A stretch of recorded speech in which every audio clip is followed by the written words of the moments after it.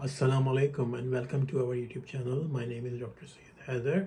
और आज जिस टॉपिक पे हम बात करेंगे वो कंडीशन जो होती है, कह लें कि मतलब किसी को भी डेवलप हो सकती है और मतलब एक तरह से कॉमन कंडीशन होती है और उस कंडीशन का नाम है एनल फिस्टुला। एनल फिस्टुला के अंदर हम बात करेंगे कि एनल फिस्टुला जो होता है वो क्या होता है, वो कैसे डेवलप होता है और ये कि उसके क्या क्या सिम्टम्स होते हैं एनल फिस्टुला के, किस तरह आप डिफ्रेंशिएट करते हैं कि भाई ये कोई एनल फिस्टुला है या एनल फिशर है, या कोई हेमरॉइड्स है, या फिर आपको क्रोन्स है, या फिर अल्सरेटिव कोलाइटिस है, या फिर आपको कोई और डिजीज़ है। ठीक है, तो ये फिर इसके ट्रीटमेंट के ऊपर हम बात करेंगे। लेकिन सबसे पहले अगर आपने अभी तक हमारा चैनल सब्सक्राइब नहीं किया है तो please subscribe our channel and share this video to your family and friends. ठीक है, चलते हैं अपने टॉपिक के ऊपर, एनल फिस्टुला के ऊपर बात करते हैं कि भाई एनल फिस्टुला क्या होता है। ठीक है, अब जैसे कि आपको पता है कि नाम से ही है कि फिस्टुला जो होता है, एनल फिस्टुला जो होता है एक तरह से एक स्मॉल कहने की टनल होती है जो कि बन जाता है बिटवीन जो कि आपका बॉल होता है और उसका स्किन होती है नियर, सही है, near the opening of anus. सही है, तो कहने के स्पेसिफिकली कह लें कि जो आपका नेट्रल क्लेफ्ट होता है इसके साथ जो के ऊपर जो स्किन होती है ना, एनस की जहाँ पे ओपनिंग होनी है वो ओपन हो रहा है, और जो आपका जहाँ पे कह लें कि आपका स्किन है, ठीक है, तो एक तरह की एक टनल की फॉर्म में इतना लंबा कह लेंगे एक टनल बन जाती है, जो कि यहाँ पे फॉर एग्जांपल अगर एनस की ओपनिंग है तो आप कह लें कि यहाँ से यहाँ तक जो होती है ना एक टनल होती है और उसके अंदर एक फिस्टुला डेवलप हो जाता है और ये सारा पस से भर जाता है। ठीक है, डिपेंड करता है। ठीक है, तो ये फिर एक इसका एंड जो होता है स्किन के ऊपर आ रहा होता है और दूसरा एंड जो होता है वो यहाँ पे इस तरह से ओपन कर रहा होता है। ठीक है, तो ये जो होता है ना, ये मतलब यूजली इसका रीज़न जो होता है वो कोई ना कोई आपको इन्फेक्शन होता है नियर द एनस से, जिसकी वजह से क्या होता है वहाँ पे पस डेवलप हो जाती है, एब्सेस डेवलप हो जाती है टिश्यू के अंदर। ठीक है, सही है। तो जब ये है कि पस जो होता है वो ड्रेन हो रही होती है तो एक तरह से चैनल बन जाता है, एक टनल बन जाती है वहाँ पे। सही है, सो काफ़ी इसके सिम्टम्स जो होते हैं ना उसके अंदर क्या हो रहा होता है, आपको स्किन की इरिटेशन हो रही होती है और मतलब आपको काफ़ी डिस्कम्फर्ट फील हो रहा होता है अगर ये एनल फिस्टुला डेवलप हो जाता है। ठीक है, या फिर इसके साथ साथ ज़्यादातर केसेस के अंदर इसमें आपको सर्जिकली जो इसका ट्रीटमेंट होता है इंसिजन एंड ड्रेनेज करके पस को वहाँ से निकालना होता है। अच्छा, इसके सिम्टम्स के ऊपर अंदर अंदर बात कर लेते हैं, सिम्टम्स के ऊपर बात करते हैं कि एनल फिस्टुला जो होता है उसके क्या क्या सिम्टम्स होते हैं। जैसे हमने बात किया कि स्किन काफ़ी इरिटेट होती है, स्किन इरिटेशन होती है अराउंड द एनस, और एक आपको कॉन्स्टेंटली एक आपको पेन मिल रहा होता है, और जो कि वर्ड्स होता है जब आप बैठते हैं तो जब भी आपको जाहिर सी बात है वो हिस्सा जब आप बैठते हैं तो वो टच होता है आपकी पोजीशन के साथ सीट के ऊपर, तो जब भी आपको पेन होता है। और लेकिन ये कि अगर वहाँ पे आपको कोई पस हो गया है या कोई एब्सेस डेवलप हो गई है प्रॉपर, तो वहाँ से ये कि पस डिस्चार्ज भी होता है। और जब आप अपनी बाउल मूवमेंट होती है आपकी, सही, उसके अंदर भी आपको रेक्टली आपको ब्लीडिंग मिल रही होती है। ठीक है, और ये कि स्पेशली जब आपको पेन मिलता है जब आप कोई कॉफ करते हैं या फिर आप कोई कह लें कि मतलब बैठते हैं और जब आप चलते फिरते हैं तो आपको एनल फिस्टुला के अंदर पेन मिल रहा होता है, तकलीफ़ हो रही होती है। ठीक है, और जैसा कि बताया कि पल्स डेवलप हो जाती है उस एरिया में, तो वहाँ से एक तरह से डिस्चार्ज भी होता है जो कि काफ़ी स्मेली डिस्चार्ज होता है। ठीक है, नियर द एनस, और ये कि वो जगह जो होती है ना काफ़ी आपको देखेंगे कि वो रेडनेस होगी वहाँ पे। सही है, और इसकी वजह से क्या होता है, इन्फेक्शन हो जाता है और टेम्परेचर बढ़ जाता है आपका। और इसमें ये होता है कि बाउल की मूवमेंट की कंट्रोल जो होता है फिर आपको उस पर थोड़ा सा कह लेंगे डिफ़िकल्टी होती है, और बॉल इनकॉन्टिनेंस भी रिपोर्ट होती है कुछ केसेस के अंदर। सही है, तो इसमें यही है कि एनल फिस्टुला बन जाता है, और एक तरह से मैं जैसे बताया आपको एक टनल की तरह का है, तो इसका एक होल होता है, वहाँ पे आपको कह लें कि जो स्किन होती है उसके साथ वहाँ पे एक होल मिलता है।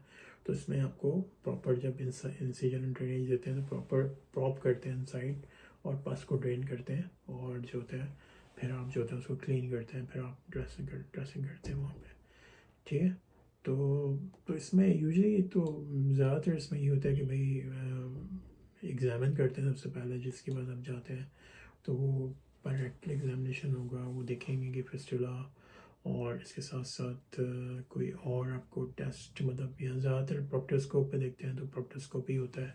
प्रोक्टोस्कोप कहने के एक तरह से एक होता है, उसको आप रेक्टली जाते हैं और उसको प्रोक्टोस्कोप को ओपन करते हैं, तो फिर आप उससे पता चलता है अगर आपने कोई फिशर, हेमरोइड, या फिर आपको पर रेक्टल एग्जामिनेशन करना है तो डिजिटल भी होता है, फिंगर से भी करते हैं, प्रोक्टोस्कोपी भी करते हैं, सिग्माइडोस्कोपी भी करते हैं, या फिर आप, लेकिन फिस्टुला तो वो फिर तो बाहर ही नज़र आ रहा होता है।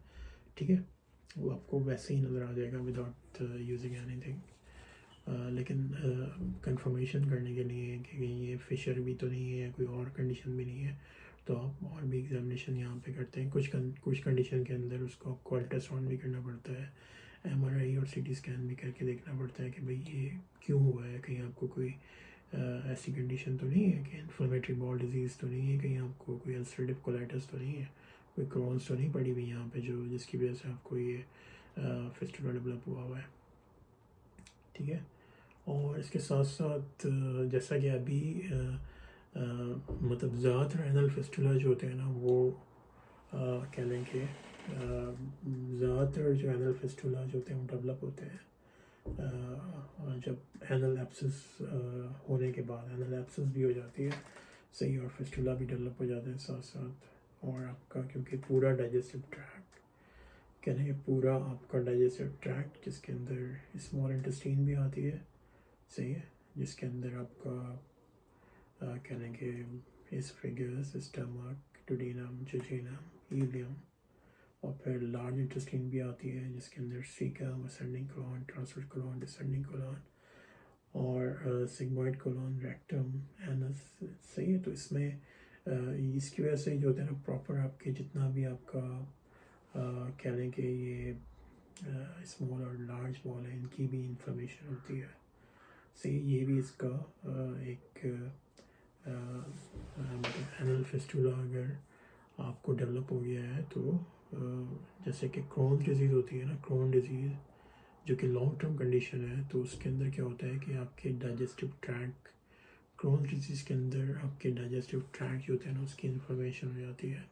तो ये तो एक तो ये रीज़न हो गया इसका कि यार ये एनल फिस्टुला जो है अगर होता है तो मतलब देखा जाता है कि आपको क्रोन डिजीज़ तो नहीं है सही है, क्योंकि क्रोन डिजीज़ के अंदर प्रॉपर आपके डाइजेस्टिव सिस्टम जो होता है ना इन्फ्लेमेशन हो जाती है, और उसके अंदर जो होता है ना इस तरह से एब्सेस या कुछ कंडीशन के अंदर अल्सर भी डेवलप होते हैं, अल्सरेटिव कोलाइटिस भी होता है, तो उसमें अल्सर डेवलप होते हैं। तो ये कंफर्म करते हैं भाई आपको कोई इन्फ्लेमेटरी बॉल डिजीज़ तो नहीं है जिसके बाद आपको एनल फिस्टुला हुआ है।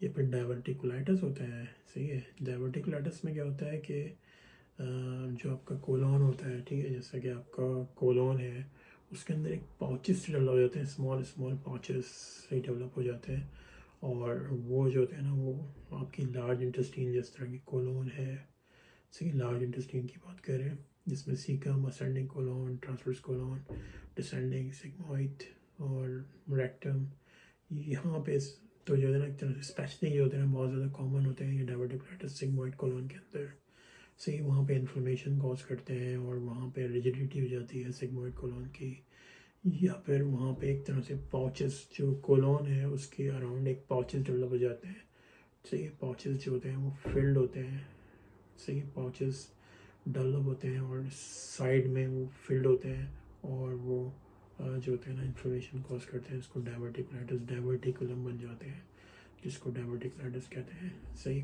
कभी कभार वहाँ से ब्लीडिंग भी होती है, और ये भी कॉज हो सकते हैं, मतलब ये कॉज होते नहीं है ये, मतलब क्रोन्स डायवर्टिकुलर, लेकिन इसकी वजह से भी एनल फिस्टुला डेवलप हो सकता है, ठीक है। या फिर जैसे हाइड्रोनाइटिस कंडीशन होती है, हाइड्रोनाइटिस सेपरेटिवा, तो वो एक तरह से लॉन्ग टर्म कंडीशन होती है जो कि एब्सेस और स्क्वाइंग काज करती है, उसके अंदर भी ये चीज़ डेवलप हो सकती है आपको एनल फिस्टुला जब भी हो सकता है। या फिर आपको कोई इन्फेक्शन है, कोई आपको ट्यूबरकुलोसिस है, या कोई इम्यूनो कम्प्रोमाइज्ड है बहुत ज़्यादा है, कोई और इन्फेक्शन है, या फिर HIV है, या फिर आपकी कोई सर्जरी हुई थी पहले एनस की और इसकी वजह से डेवलप हुआ है, तो ये सारे इसकी कॉजेज़ होते हैं, ठीक है। और अगर हम बात की जाए कि ट्रीटमेंट क्या करते हैं, तो एनल फिस्टुला में यूजली ये कि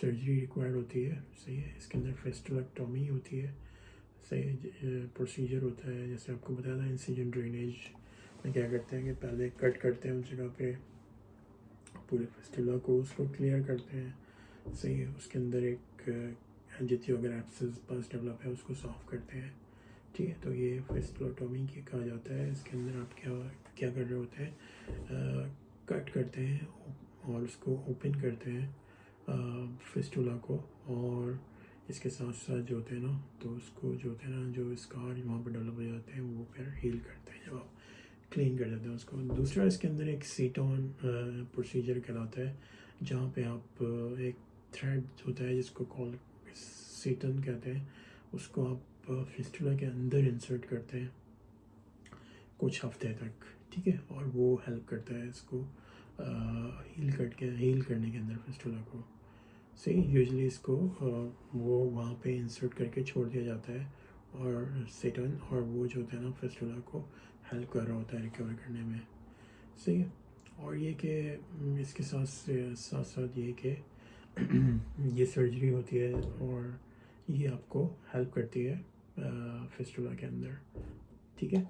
और इसके साथ साथ ये कि यूजली जो होते हैं ना ये हील खुद ही हो जाता है आफ्टर सर्जरी के बाद, आप जो होते हैं ना काफ़ी बेहतर फील करते हैं। और ये कि मतलब ये दोनों टेक्निक या फिस्टुलेक्टोमी जो होती है, सही है, ये इसके अंदर ये कि ज़्यादातर बहुत ज़्यादा इफेक्टिव ट्रीटमेंट होता है एनल फिस्टुला का, ठीक है। लेकिन ये जब रिकमेंड किया जाता है कि आपका फिस्टुला जो होता है ना, जब वो एनल स्पेंटर जो होता है ना उससे थोड़ा मतलब उसने एनल स्पेंटर्स को इन्वॉल्व नहीं किया है, ठीक है। तो ये जो होते हैं ना फिस्टुलेक्टोमी जब रिकमेंड की जाती है कि अगर आपका जो एनल फिस्टुला है उसने एनल स्पेंटर जो है उनको इन्वॉल्व नहीं किया है, ठीक है। या फिर एनल स्पेंटर मसल जो इन्वॉल्व नहीं हुआ, तो वो फिस्टुलेक्टोमी करते हैं, इंसिजन ड्रेनेज और क्लीन करते हैं एब्सेस को, पस को, फिर उसको रिपेयर करते हैं।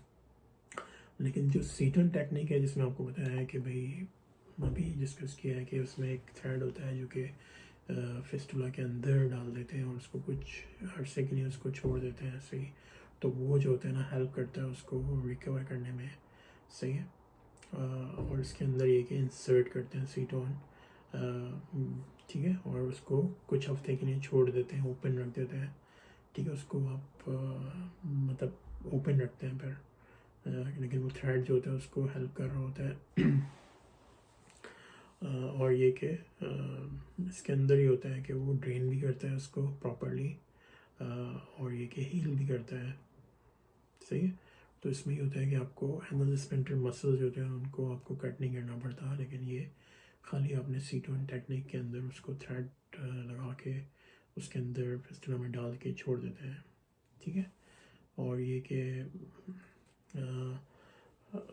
हर मतलब इसके दोनों के फ़ायदे ही हैं, मतलब या फिस्टुलेक्टोमी होती है, डिपेंड करता है कि वो आपके क्या सर्जन क्या रिकमेंड करते हैं आपको, ठीक है, अकॉर्डिंग टू आपकी सिम्टम्स के, साइन के, और वो देख के आपका फिस्टुला किस लेवल पर है, क्या पोजीशन है उसकी, और ये कि मतलब कितने अरसे में इसको हील होना है। इसके साथ साथ ये कि उसके बाद फिर ये कि एक और भी प्रोसीजर होता है इसके अंदर जो कि फ्लैप प्रोसीजर कहलाता है, ठीक है। अगर ये जब करते हैं जब आपका जो एनल फिस्टुला जो है ना वो उसने इन्वॉल्व कर दिया एनल स्पिंटर्स को भी, और एनल स्पिंटर्स के मसल्स भी जो है ना इन्वॉल्व हो गए हैं और आपको बहुत ज़्यादा पेन हो रहा है जब आप कोई अपनी बॉल मूवमेंट कर रहे हैं या आप मूव कर रहे हैं या आप बैठे हुए हैं।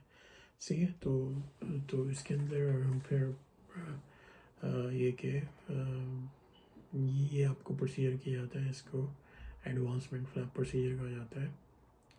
सही है। और ये कि आपको बहुत ज़्यादा उसके अंदर जो होते हैं ना इनकॉन्टिनेंस मिल रही होती है, फीकल इनकॉन्टिनेंस मिल रही होती है। और इसमें यही होता है कि कहीं से एक फ्लैप लेते हैं स्किन का आपकी बॉडी के अंदर से ही, और उस एरिया को फिस्टुला को प्रॉपर इसको कवर किया जाता है और फिर उसको हील होने के लिए छोड़ दिया जाता है। तो इसमें यही है कि इसमें भी आप कट नहीं करते एनल स्पिंटल मसल्स को, और ये कि इसका success rate as compared to fistulotomy कम होता है, लेकिन ये मतलब एक तरह से प्रोसीजर है जो कि कुछ लोगों को रिकमेंड करते हैं। सही है। फिर इसके साथ साथ एक और प्रोसीजर होता है जिसको लिफ्ट प्रोसीजर कहते हैं। सही है। और इसके अंदर क्या होता है कि मतलब उन लोगों को करते हैं जहाँ पे फिस्टुलोटॉमी नहीं की जा सकती, और ये कि स्पिंटर मसल्स इन्वॉल्व हो गए हैं यहाँ पे। ठीक है। और ये कि एनल स्पिंटर मसल्स इन्वॉल्व हो गए हैं, और ये कि इसमें मतलब ये कि फिस्टुला भी डेवलप हो गया है, एनल स्पिंटर मसल्स भी इन्वॉल्व हो गए हैं। तो इसमें इसको लिफ्ट प्रोसीजर कहा जाता है। लिफ्ट का इसका मतलब ये होता है कि ligation of intersphincteric fistula tract. ठीक है। इसको आप lift ligation of intersphincteric fistula tract. सही है। ये खाली उन प्रोसीजर में किया जाता है जहाँ पे एनल स्पिंटर मसल्स इन्वॉल्व हो गए, और फिस्टुलोटॉमी जो होती है आपको पता है कि आप वो जो होती है इतनी इफेक्टिव नहीं होगी, रिस्की होगी बहुत ज़्यादा। सही है। और इसमें मतलब इसमें यही किया जाता है कि भाई मतलब ट्रीटमेंट के अंदर कट करते हैं स्किन फिस्टुला के ऊपर, और ये कि इसके साथ साथ एनल स्पिंटर मसल्स को भी इसके अंदर मूव करते हैं, और उसको फिर मतलब फिर उसको रिपेयर करते हैं। ठीक है। तो बस ये भी एक तरह से इसके काफ़ी कह लें कि अच्छे रिज़ल्ट होते हैं लिफ्ट प्रोसीजर के फिस्टुला में।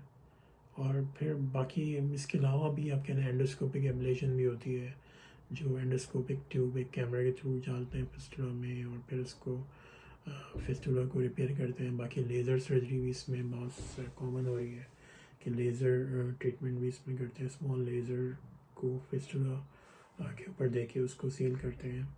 ठीक है। या फिर फेब्रिन ग्लो भी है, उसको भी यूज़ करते हैं। सही है। और इसके साथ साथ बायोप्रोस्थेटिक प्लग भी होता है, वो भी इंसर्ट करते हैं बस कंडीशन के अंदर। एक कोन शेप प्लग होता है जो कि एनिमल टिश्यू से बना हुआ होता है, प्रोस्थेटिक प्लग। सही है। तो वो भी यूज़ करते हैं, जो कि फिस्टुला की ओपनिंग के अंदर उसको इंसर्ट कर देते हैं, और ये भी कहने के हेल्प करता है प्रोसीजर। ठीक है। और इसके अंदर बस ये होगा थोड़ा रिस्क होता है इस तरह की सर्जरी के अंदर, क्योंकि ऑलरेडी वो जगह कहने के काफ़ी ऐसी है जहाँ पे मतलब चांसेस होते हैं कि इस सर्जरी के बाद रिस्क हो सकता है कोई भी इन्फेक्शन का, या फिस्टुला दोबारा भी हो सकता है, या फिर बॉल इनकॉन्टिनेंस भी हो सकती है वहाँ से। सही है। तो ये इसके अंदर अगर आप या फिर एंटीबायोटिक यूज़ करते हैं, ठीक है, इसके अंदर ताकि या तो प्रोफाइलेक्टिकली यूज़ कर लेते हैं इन्फेक्शन से रोकने के लिए, या फिर अगर इन्फेक्शन हो गया तो उसको डेवलप करने के बाद भी यूज़ करते हैं। चलें, thank you so very much for watching this video. लेकिन अगर आपने अभी तक हमारा चैनल सब्सक्राइब नहीं किया है तो please subscribe our channel and share this video to your family and friends. इंशाअल्लाह ताला एक नई वीडियो में आपके साथ दोबारा मुलाकात होती है। जब तक के लिए अल्लाह हाफ़िज़।